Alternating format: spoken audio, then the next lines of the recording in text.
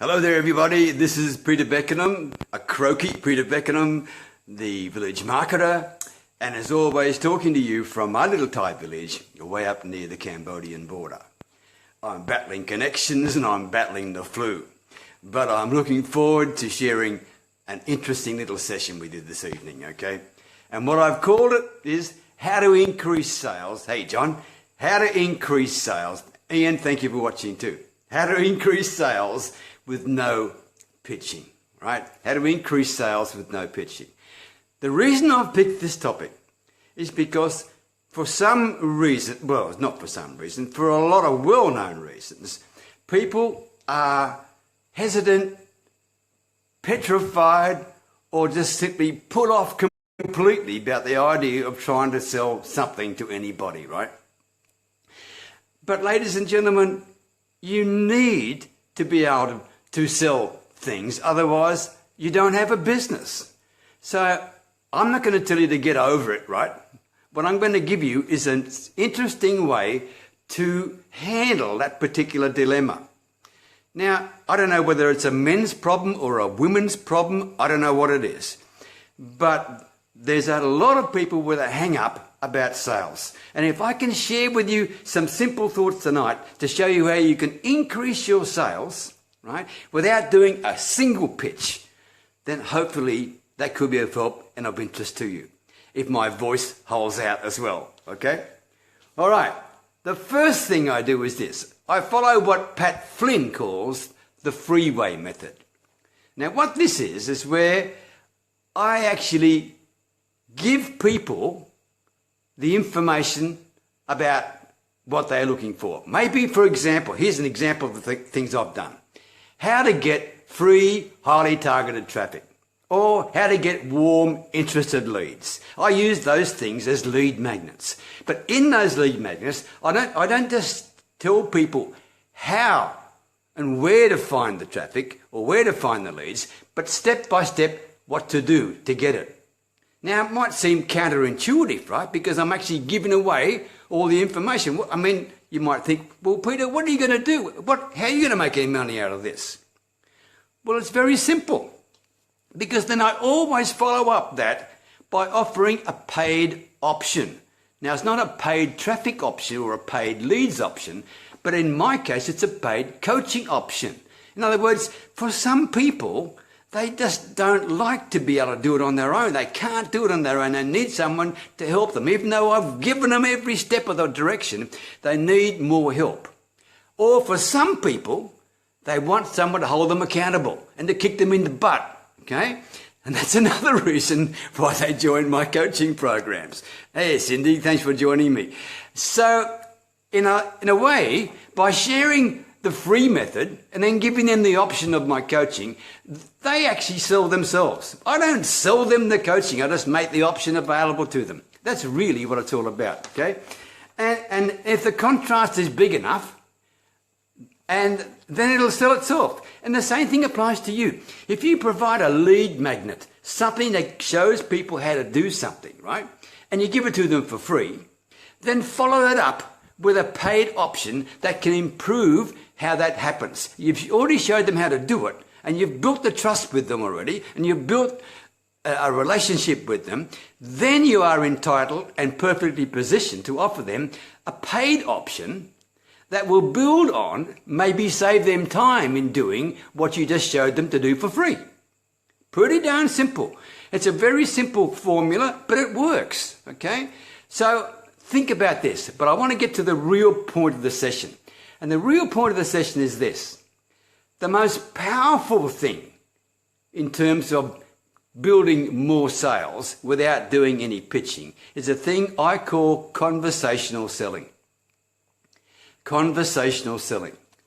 This is what it's all about. First of all, you set an absolute clear agenda with your prospect.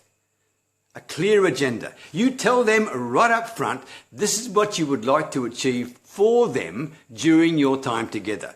And get agreement with them before you even start, right? No mention of your solutions, your offers, your affiliate program, none of that stuff. Just an agenda with them, right? Because what you're going to be selling, if you're going to be selling anything, is a concept, not a product, not a solution, right? And in this particular circumstance, I'm suggesting the concept you sell is a thing called their desired destination. Their desired destination. What you need to do is then sit with them and show them how they can expand their vision, expand their potential, think about what they would truly like to achieve in their future, online, offline, whatever it is, okay? And you are the conduit. That's all you are. You are the person that is keeping the conversation flowing them, keeping them online, keeping them the center of attention, and building an interest and an enthusiasm with them into what they are possibly capable of achieving online. And I can tell you, ladies and gentlemen, maybe no one's ever done it for them before. So why not let it be you? I can tell you it's a fantastic way of building relationships with people. It really is. You're not selling anything, right? You're selling an expanded vision to them. That's what you're doing. But you're getting them to buy into it, and they're driving the whole thing back to you, sharing their thoughts, feelings, hopes and fears and aspirations with you, etc., etc. And I'm not going to go into detail, but all I'm saying conceptually, that's what you're doing, right? Then what you do is then establish the gap between where they are now and where they've just told you where they want to be. In their words, right? Make sure you establish that gap. That is the thing that's critical, all right? Because once you've established the gap and got agreement for them on the gap and an understanding of the gap and a willingness to close the gap, then you ask permission. And the permission is, would you be interested if I could show you a solution to that particular dilemma you've got? Excuse me. Would you be interested? You're asking permission. Of course they're going to say yes, right? Because you're the person that guided them through this journey. And by the way, that journey of expanding their vision and establishing the gap may take you 30 minutes. It's not a matter of one or two darn questions, right? It's a very intensive, very important, extremely exciting venture for you to have with a prospect. Then you provide your solution, because up until then, all you've done is provide a concept approach, right? Now, the solution you provide to them, you also have pre-warned them by saying, right at the beginning in the agenda, which I forgot to tell you about, so I'll backtrack 1 second. When you set the agenda, you'll say you do have an agenda, but you will only offer it to them if, after going through the conversation with you, that your solution is appropriate to them. Because if it's not appropriate to them, you're not going to mention it. Say that right up front. Hey, Terence Shavasco, thank you for joining me.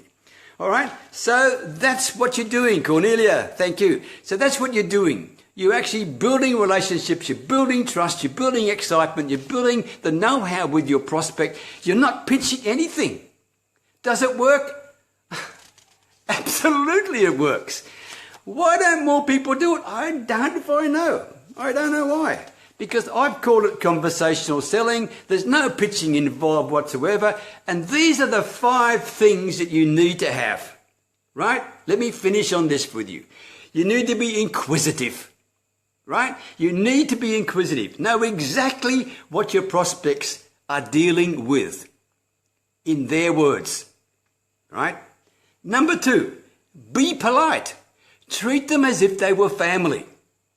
Very important. Number 3, be knowledgeable. Educate, not sell. Very, very important. Educate, not sell. Number 4, be convincing.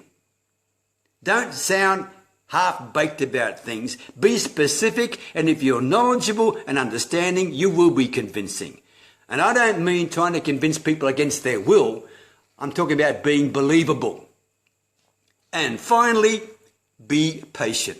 It takes time to build trust and credibility, and you may not expect to happen in one session, okay? Fine. Don't worry about that. The key issue for you is to be patient, show understanding, show real belief, show that you are prepared to work with them and help them achieve what they want. not what you think they need. All right? That's my message for you tonight. And to help you do this, I've got what I think is the best stuff I've ever created. 1 minute. Some of you may have seen this before, I don't know. But it's called How to Have More Prospects Saying Thank You. How to have more prospects saying thank you. This takes you through that process I just talked to you about and gives you the words to say. It's what I would call heart-to-heart marketing, right? This is not fluffy stuff, but it's really being totally honest. It's really putting your heart on the table and being a person that they can believe in, and so they can share what's deep inside them. Because these conversations, because it's called the power of conversational selling, right? These conversations are probably the only type they've ever had in their entire life.